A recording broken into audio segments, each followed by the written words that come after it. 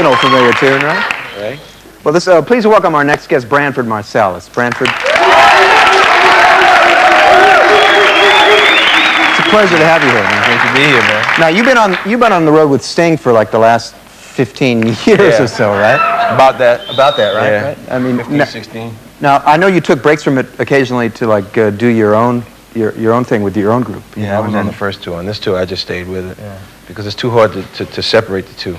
You know? Was it hard switching idioms? I mean, going from like... It's impossible. Yeah. I mean, on the first tour, the thing that I liked was the intensity.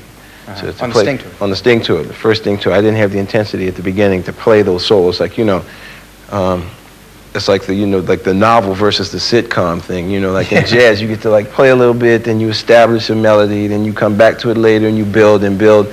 But in this, it was like burn, baby, burn from the first, because you only got 15 seconds, so you might as well make the most of it. You gotta make the most. You gotta tell your whole life story in those 15 seconds, right? So it's like, you know, I had to learn how to do that.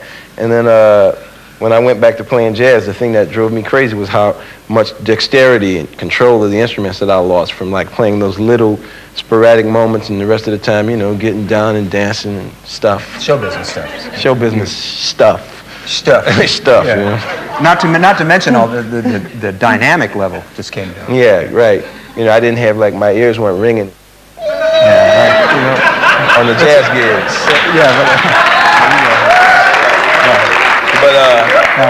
I know about that. You know, I know about like that stuff. I do gigs like the first time I started doing jazz gigs again. It was so sad that I was terrified because I thought it was going to be like that like forever. You know? Yeah. Like, well, you want to play rock and roll, huh?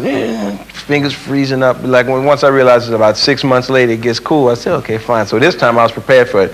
We do gigs, it would be sad. I say, well, folks, it's going to be sad, but you know. So just endure it, right? Yeah, you just hang in there and laugh with it. You got to laugh with it, man, or you cry, you know. That's right.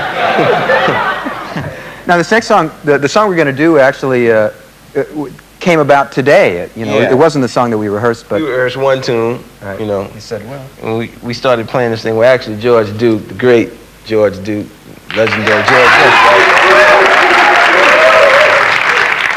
George started playing this vamp while we were like setting up, and we started playing on the vamp. It was me, him, and Omar, right? Because like Tom over here, he busted up his bass, so he was fixing it. So we just started like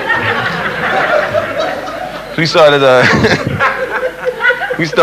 just playing a tune, and it got good. It was swinging, you know, medium tempo thing. And I said, yeah, this is nice. This is a nice little izzity here. So we said, you know, we should just play this instead. And like, you know, we had a little strife amongst the core. You know, they kept saying, well, you practice this tune, we don't know. How do we know it's gonna like work out? I said, well, trust me, you know, we do this all the time. It's jazz, you know, it's freedom, like America, it's freedom. You know? That's right. It's what it's supposed to be, right?